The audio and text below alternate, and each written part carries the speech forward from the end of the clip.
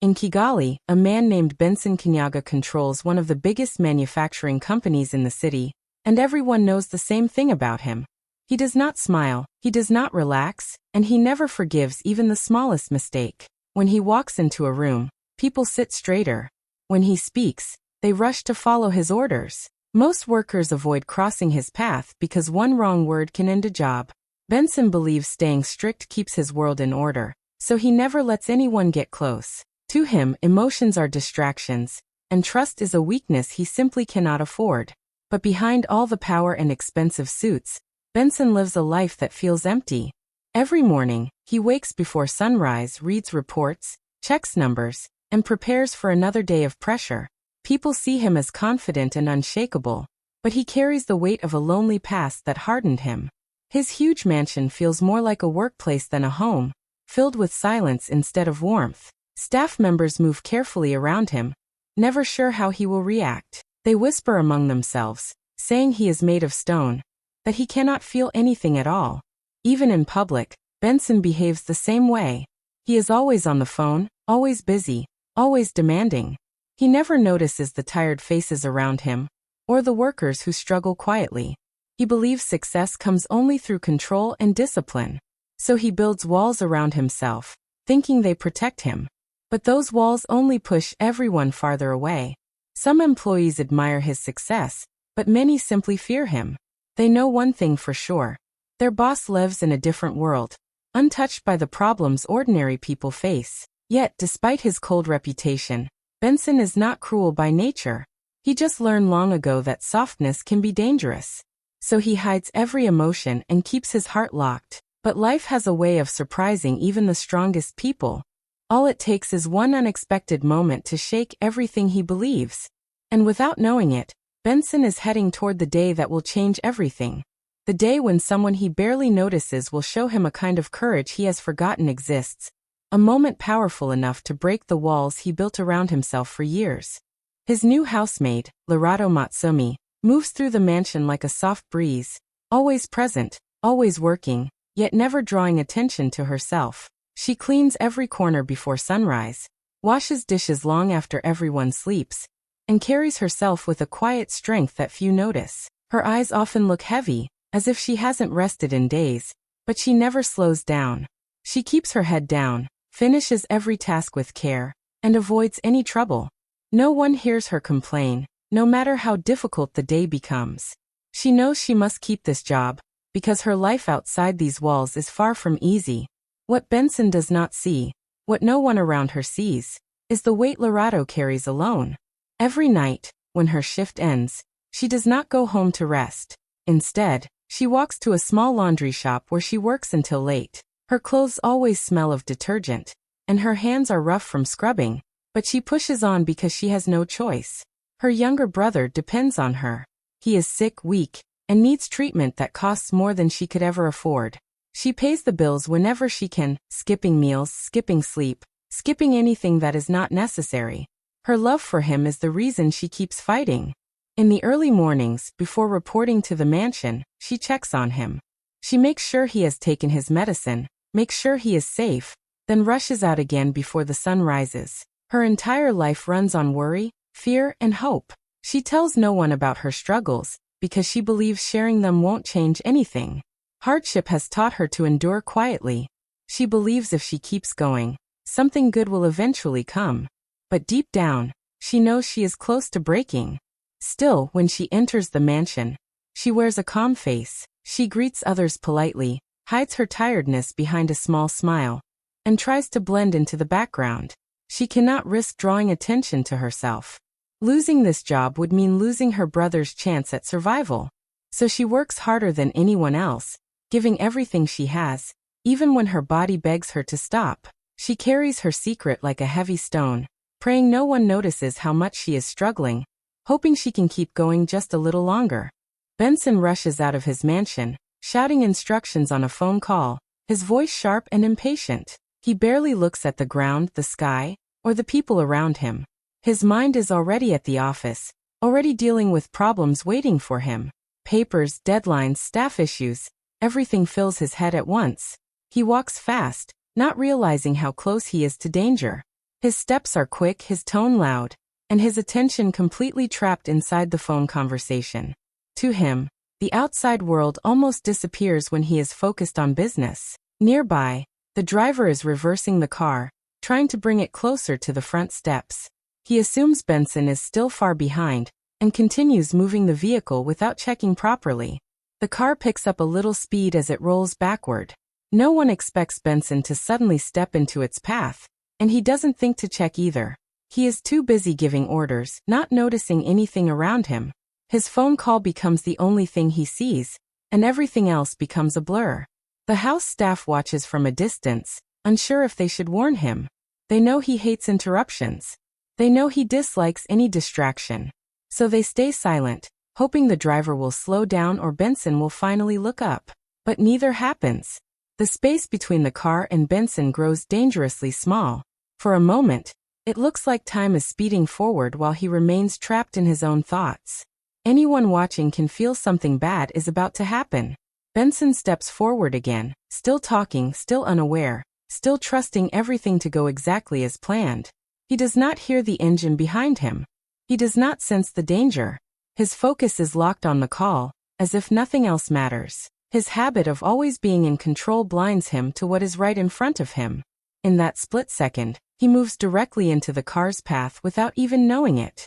What happens next changes everything, but at this moment he remains completely unaware of how close he is to a serious accident. He believes he is starting another normal morning, rushing from one task to another, never realizing that one small moment of distraction could alter his entire life.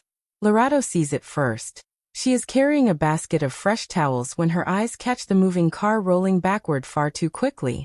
For a moment, she freezes, unsure if what she sees is real. But then her heart jumps. Benson is walking straight into danger, completely unaware. She feels fear rush through her body, but she does not stop to think, question, or hesitate. Her instincts take over instantly. The basket drops from her hands, towels spilling across the floor as she sprints toward him with all the strength she has left after working all night. She calls out, but her voice is too soft compared to the noise around them. Benson does not hear her. The car keeps coming, the distance shrinking with every heartbeat. Lorato pushes her tired legs harder, her breath sharp as she reaches him at the last second. She grabs his arm firmly, something she has never dared to do before, and pulls him sideways with all her force. Benson stumbles from surprise, nearly dropping his phone, but Lorato keeps tugging until he is out of the danger zone. Behind them, the driver panics and slams the brakes, but he reacts too late. The tires screech loudly, leaving marks on the ground, and the car stops only a short distance from where Benson had been standing a moment earlier. The sound echoes around the mansion entrance, making everyone nearby jump in fear. The house staff, who had been watching, gasp in shock. They cannot believe what they just witnessed. For a few seconds, everything goes silent. Lorato is breathing fast, her hands shaking from fear and adrenaline. Benson stands beside her in disbelief, realizing he could have been hit. He slowly turns toward her, confused, stunned, and trying to understand what just happened. His mind struggles to accept that someone he barely notices, someone he sees as just part of the background of his busy life, just risked herself to protect him. The driver steps out of the car, trembling and apologizing, but Benson barely hears him. His eyes stay on Lorato, who looks more worried about crossing a boundary than about her own safety. Everyone around them watches in shock, knowing this moment will not be forgotten. One truth becomes clear. The woman he never paid attention to is the reason he is still standing. The realization hits him harder than the car ever could. Lorato's hands shake so hard she can barely hold them still. Her heart beats fast, not because she almost got hurt, but because she touched the one man she is never supposed to touch. She steps back quickly, bowing her head, trying to calm her trembling voice. Before Benson can say anything, she whispers an apology, her words soft and broken. "I'm sorry, sir. I didn't want anything to happen to you." She keeps her eyes on the ground, afraid to meet his gaze. She thinks she has crossed a line, and fear wraps around her like a tight rope. Benson watches her carefully. He sees her chest rising and falling quickly, sees how she refuses to look up, sees how guilty she feels, as if saving him was a mistake. And then something unexpected hits him. The fear in her eyes is not from the near accident. It is something deeper. She is scared of him. She is scared of what he might say, what punishment he might give, what decision he might make. She is terrified that her brave action might cost her the job she desperately needs. For the first time, Benson truly looks at her. He notices how tired she seems up close, how her uniform looks slightly worn, how her shoes are old from too much walking. He realizes she must have acted without thinking, pushing herself into danger just to help him. Yet instead of being proud or relieved, she stands frozen, like a child waiting to be scolded. Her shoulders shake slightly, and she bites her lip as if preparing for bad news. The staff nearby stay silent, waiting to see his reaction. They know how strict Benson can be. Even a small mistake can lead to immediate consequences. But this moment feels different. The air feels heavy, filled with tension and surprise. Lorato tries to speak again, voice cracking as she repeats her apology, explaining she didn't mean disrespect. She thinks the safest thing is to take blame before he gives it. Benson finally understands the truth. She saved his life but is more worried about losing hers. The idea shocks him more than the accident itself. He feels something shift inside him, something unfamiliar and uncomfortable. This woman did the most selfless thing anyone has ever done for him. Yet she stands trembling, afraid of what he might do next. For the first time in a long time, Benson feels guilty. Not because she touched him, but because his reputation makes a good person scared to breathe in front of him. That night, Benson sits in his study long after everyone else has gone to sleep. The house is quiet, but his mind is not. He keeps replaying the moment Lorato pulled him to safety, the fear in her eyes, the way she apologized as if she had done something wrong. For the first time in years, he feels unsettled. He wants to understand who she really is and why she looked so frightened after saving him. So he calls his head of security and asks for information, something he has never done about a housemaid before. The security head hesitates at first, surprised by the request, but then shares what he knows. He explains that Lorato does not go home when she finishes her duties at the mansion. Instead, she walks to a small laundry shop in the city where she works until late in the night. Benson listens quietly, shocked that someone so young carries such a heavy schedule. She leaves the laundry only when the sky is almost dark, then returns to her tiny room. She sleeps only a few hours before waking around 4 a.m. to begin her tasks in his home. Day after day, she repeats the same routine, never slowing down, never complaining. Benson realizes she must be exhausted all the time, yet she still found the strength to run and protect him earlier that morning. But what surprises him even more is the next thing he hears. The security head explains that Lorato has a younger brother named Tapua, who is very ill. He needs a medical procedure that costs far beyond what she earns from both her jobs. She has been struggling for months to save money, giving up everything for him. She barely eats some days just to manage his medicine. Every extra hour she works, every late night she spends at the laundry shop, is for him. Benson feels something tighten in his chest as he hears this. The image of her shaking hands and scared expression makes even more sense now. He learns that she keeps this burden completely to herself. She never asks for help, never complains, and never shows her pain. She simply works harder, pushing through tiredness, hoping she can earn enough before it is too late. Hearing all this, Benson sits back in his chair, feeling a strange mix of guilt and respect. The truth of her life is far heavier than he imagined. And for the first time in a long while he feels compelled to do something, not out of duty, but out of genuine human concern. Benson sits alone, the lights low, the room silent, and the story he just heard about Lorato keeps echoing in his mind. Without meaning to, he drifts back to memories he has pushed away for years. He remembers a small house, thin walls, and a mother who left early and returned late, her hands rough from washing clothes for other families. She worked every job she could find, sometimes 3 in a single day, just to keep food on the table.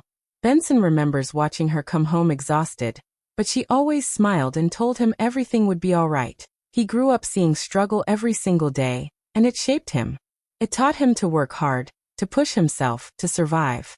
But it also taught him to hide his softness, to build a tough exterior so no one could hurt him or look down on him again. As he thinks about Lorato, he sees his mother's face in her tired eyes. He sees that same determination, that same quiet suffering. The way she sacrifices everything for her younger brother reminds him of how his mother sacrificed everything for him. The similarity hits him deeply. It is as if life is showing him a mirror of his own past, one he has avoided for too long. Benson realizes he has been so focused on protecting himself from returning to that life that he forgot what it felt like to be in it. Something inside him shifts, slowly but unmistakably. The walls he built around his heart begin to crack. He feels a warmth he hasn't felt in many years, a softness he once believed made him weak. Instead of seeing Lorato as just part of his staff, he now sees a young woman carrying a mountain on her shoulders, yet still finding the strength to save him without hesitation.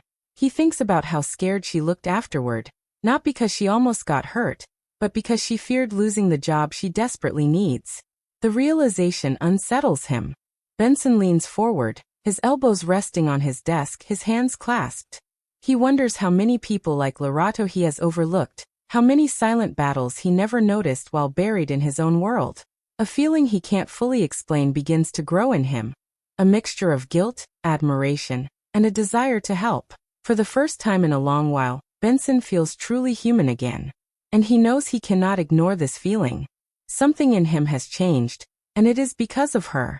The next morning, Benson sends a message asking Lorato to meet him in his study. The moment she hears her name, her stomach tightens.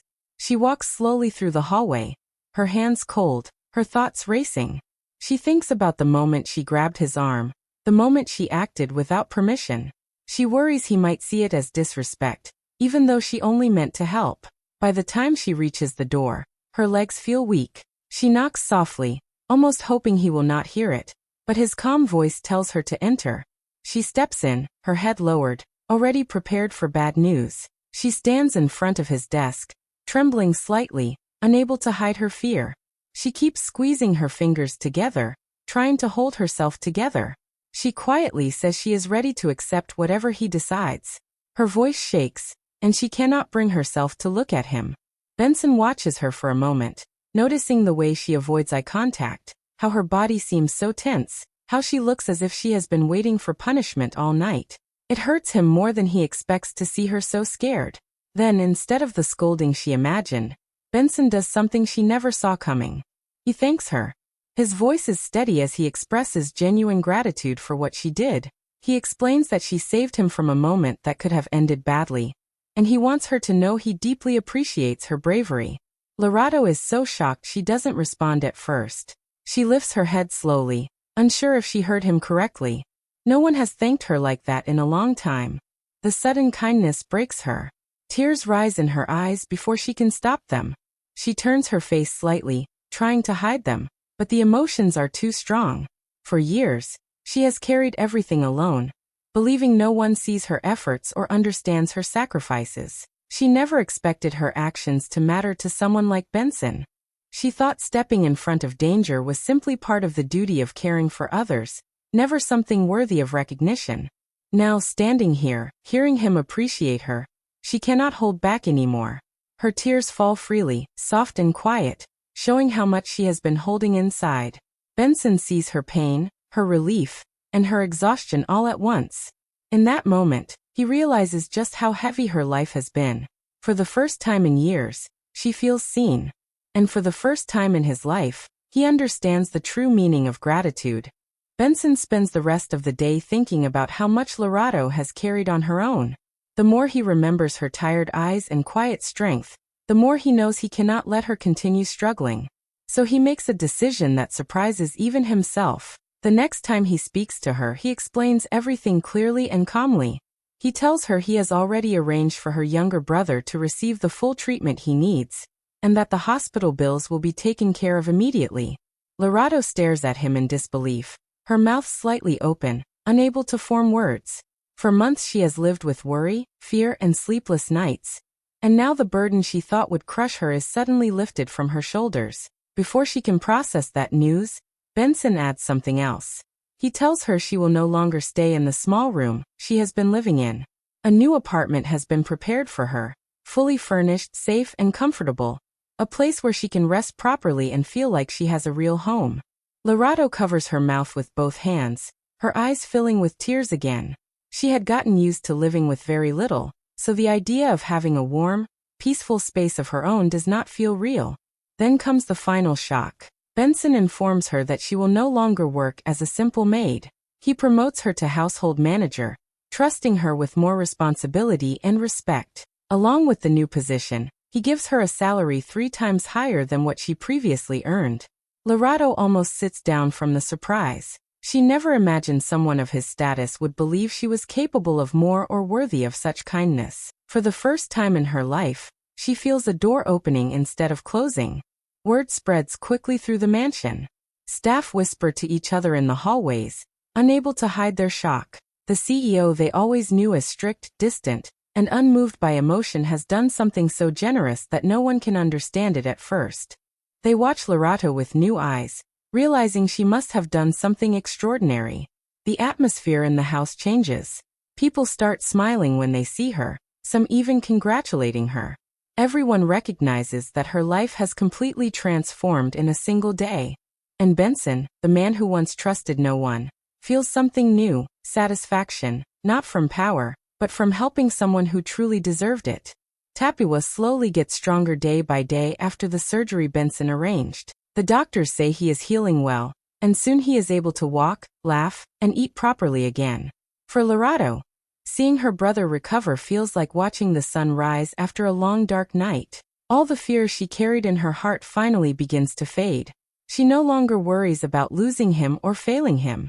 Her shoulders feel lighter, and for the first time in years, she can breathe without stress pressing on her chest. With her brother safe, Lorato finds a new kind of strength inside herself. She walks with more confidence, speaks more clearly, and holds her head higher.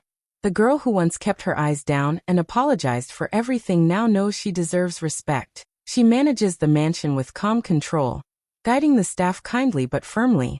People begin to admire her, not just for her past struggles, but for the leader she is becoming. Her new apartment becomes her peaceful space, a home where she can rest without worrying about tomorrow. She finally feels like she belongs somewhere. Benson watches her quietly from a distance. He sees how she has transformed, not because he helped her, but because she finally had room to grow.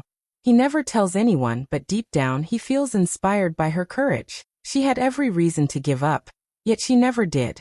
She worked hard, fought for her brother, and risked herself to save him without thinking twice. Her bravery reminds him of the strength his mother once had. He feels grateful, not just for being saved, but for the change she unknowingly brought into his life. She softened his heart and made him see people differently. Soon, word spreads throughout Kigali. People whisper about the once cold, unreachable CEO who suddenly showed compassion. Staff from the mansion talk to their friends. Neighbors tell each other the story, and it travels quickly through the city. Everyone repeats the same surprising line. The CEO became human again the day the maid saved his life. Some say it with amazement, others with admiration, and some with disbelief. But no matter how they say it, the story grows, touching many who hear it. And while Benson continues his work and Lorato continues her new responsibilities, the truth remains. One act of courage changed 2 lives, and a single moment of kindness changed an entire reputation. If you enjoyed this story, don't forget to like the video, drop your thoughts in the comments, and hit the subscribe button to support the channel. Your love helps us share more powerful African tales with the world. Thank you for watching.